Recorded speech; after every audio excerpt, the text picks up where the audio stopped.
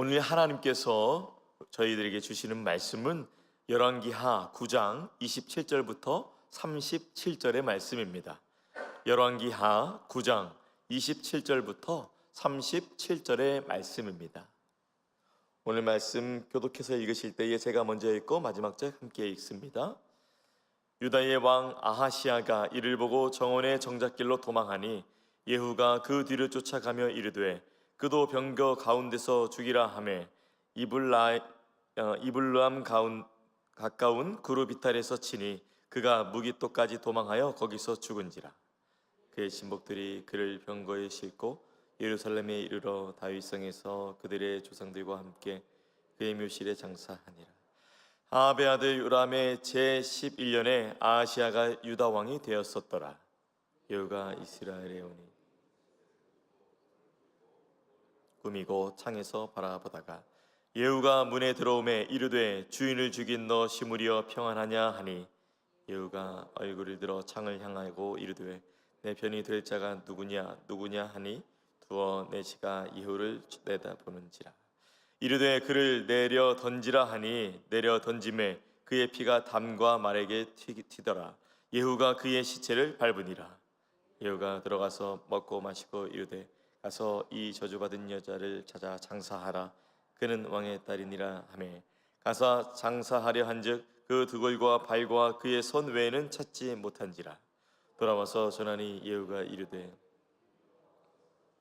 디셉 사람 엘리야를 통하여 말씀하신 바라 이르시기를 이스라엘 토지에서 개들이 이세벨의 살을 먹을지라. 다 함께 그 시체가 이스라엘 토지에서 거름같이 밭에 있으리니 이것이 이세벨이라고 가르쳐 말하지 못하게 되리라 하셨느니라 하였더라. 아멘. 열왕기하 9장 27절부터 37절 말씀 중심으로 말씀 전합니다. 오늘 27절부터 29절 말씀을 보니까 특별히 또 어제 말씀에 이어서 어제 말씀에 어떤 일이 일어났죠? 예후가 요람을 죽였습니다. 그리고 오늘 본문에서는 요람을 문병하러 온 유다왕 아하시아도 죽이게 되었습니다.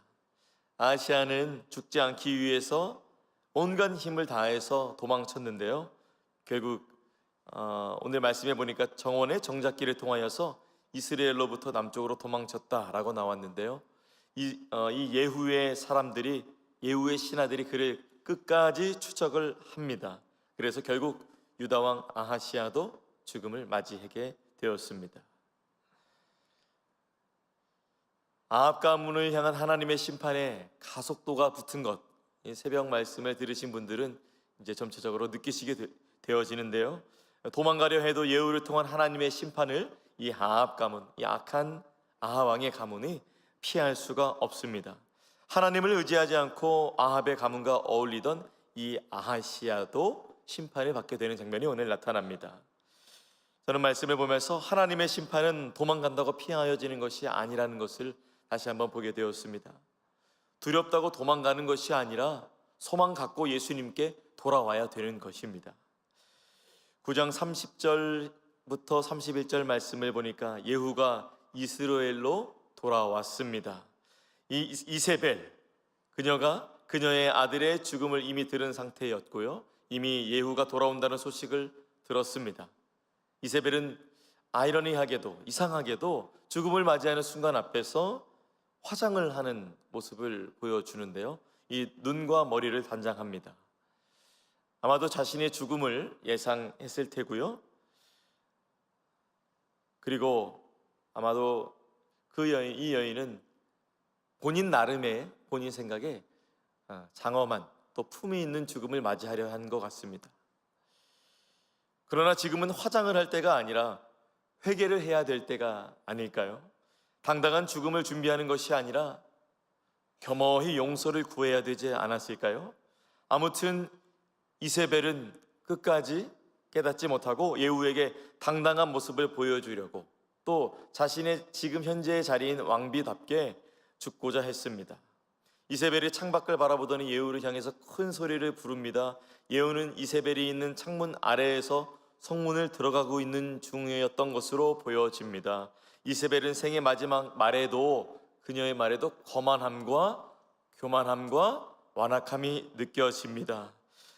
예후에게 무한을 주려고 사실 오늘 말씀에 평안하냐라고 묻는 것은 진짜 평안하냐라고 묻는 것이 아니라 오히려 무한을 주는 것입니다.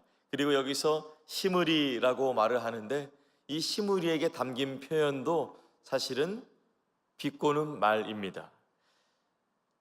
시므리가 열왕기상 16장 9절에 이 이야기가 나타나는데 시므리도 예후처럼 그의 주인인 엘라를 모반했죠.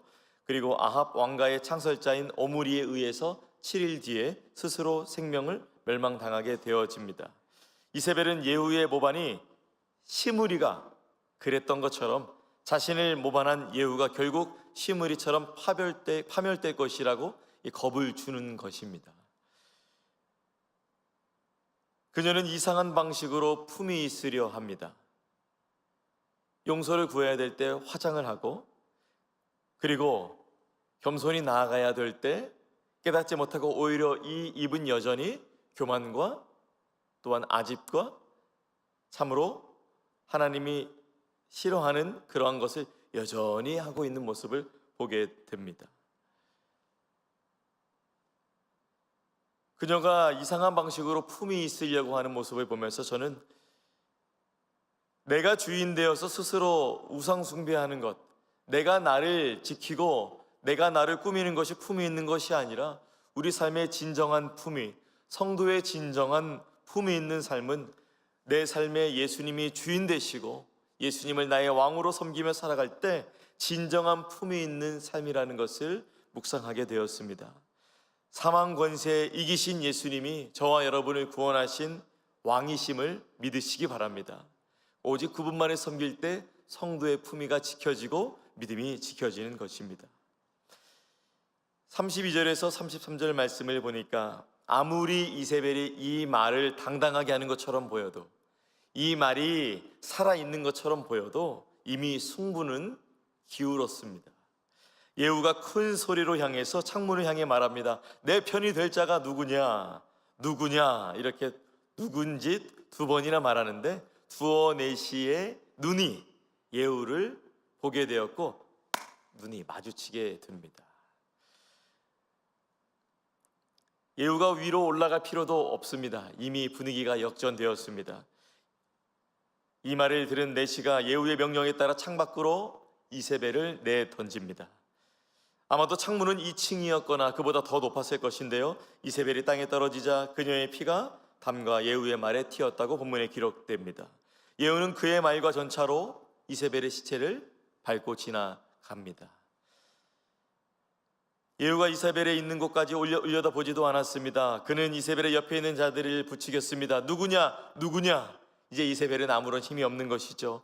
그 영향력을 끼치고 있었을 그 자리에서 회개하고 돌이켜야 됐는데, 그 자리에 있었을 때 죽기 전이 그 기회였는데 그녀에게 기회가 사라졌습니다. 34절부터 37절 말씀을 보니 예후가 이 일을 마친 후에 음식을 먹기 위해 성 안으로 들어갑니다. 예후는 이세벨의 운명에 관한 엘리야의 예언을 처음에는 기억하지 못했던 것 같습니다. 또 어떤 신학자들은 이세벨의 죽음을 축하하고 잔치하기 위해서 성문 안으로 들어갔다고 표현하는데, 아무튼 이러한 비극적인 일이 있은 후에 예후는 음식을 먹기 위해 성 안으로 들어갑니다. 그리고 나중에서야 비록 그녀가 사악함 때문에 그리고 하나님께 저주를 받은 여자였지만 왕의 딸이었기에 묻어주라고 명령합니다. 이 예후의 명령을 듣고 이 매장인들은 그 장소에 도착하는데 때가 이미 늦었습니다. 들개들이 그녀의 시체를 모두 훼손시켰습니다. 말씀해 보니 두 골과 발과 손을 제외한 모든 것을 먹었습니다. 예후는 이 일에 관해서 전해 들었습니다. 그제서야 엘리야의 예언, 열왕기상 21장 23절에 예언한 대로 이루어졌음을 예후는 고백하게 됩니다. 이것이 이세벨의 죽음이 하나님의 말씀의 성취임을 말하게 됩니다. 그녀는 나봇의 포도밭이었던 땅에서 수치스럽게 죽었습니다. 이곳은 빛깔이 그의 아들 요람의 시체를 내던진 장소와 동일한 곳이었습니다. 이 37절에 기록된 예후의 예언에 관한 설명은 엘리야의 말과 동일하게 일치되었습니다. 예후가 이스라엘의 죽음에 전혀 경의를 표하지 않은 것은 이스라엘의 경건한 자들과 마찬가지로 이 하나님의 백성들 가운데에 많은 배교와 또 사악함이 있었던 자들을 직간접적으로 어떠한 결과를 맞이하는지 보여주기 위함이었습니다. 저는 말씀을 보면서 아합 왕가는 하나님을 온전히 섬기지도 않았고, 그리고 자신들뿐만 아니라 자신이 영향력을 끼치는 자리에서 오히려 백성들까지도 우상숭배에 물들게 했음을 우리는 그동안의 말씀을 통해서 보게 되었습니다. 하나님의 말씀을 들어도 무시하고 영원한 왕이 될 줄만 알았고 영원한 왕비가 된 것처럼 그들은 교만하게 살았고 이세벨은 그렇게 살았습니다. 그러한 자의 결말이 너무나 비참했습니다. 말씀을 보면서 저는 악인을 향한 하나님의 심판이 이렇게 무겁고 무섭구나라는 것을 다시 한번 깨닫게 되었습니다. 제가 어제 이렇게 설교문을 또 잘 마무리하고 써내려가는데, 아니 글쎄 밖에 비가 엄청나게 오고 막 번개가 치는 거예요. 제 이제 아이들이, 딸들이 2명인데요 얼마나 요동을 치든지, 아빠 번개가 쳐, 비가 너무 와, 이 집이 무너지지는 않아, 번개가 치면 그게 아파트로 들어오지는 않아, 별의별 걱정을 다 합니다. 말씀이 워낙 무겁고 또 무서운 내용들을 담았던지라 저도 본문과 함께 이 날씨가 좋지 않으니 두려움과 이 무서움이 저를 엄습해 왔습니다. 그러면서 오늘 이 말씀을 들을 또 여러분을 위해서 두 손을 모으고 그 자리에서 두 눈을 감고 기도했습니다.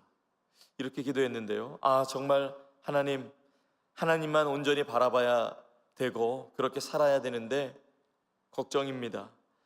이 세상은 우상 숭배를 부추깁니다. 나 자신을 숭배하라고 합니다. 하나님 외에 다른 것을 의지하라고 합니다. 하나님의 사람들을 두렵게 하는 이세벨과도 같은 것들이 세상에 한두 가지가 아니라 너무나도 많습니다.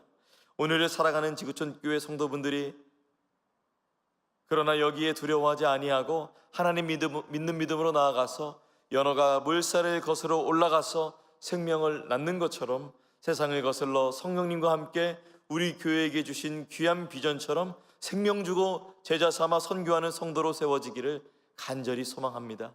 이렇게 기도했습니다. 참으로 하나님의 심판은 무섭지만 하나님은 은혜의 하나님, 사랑의 하나님이시죠. 역대하 30장 9절 말씀에 이렇게 기록되어 있습니다.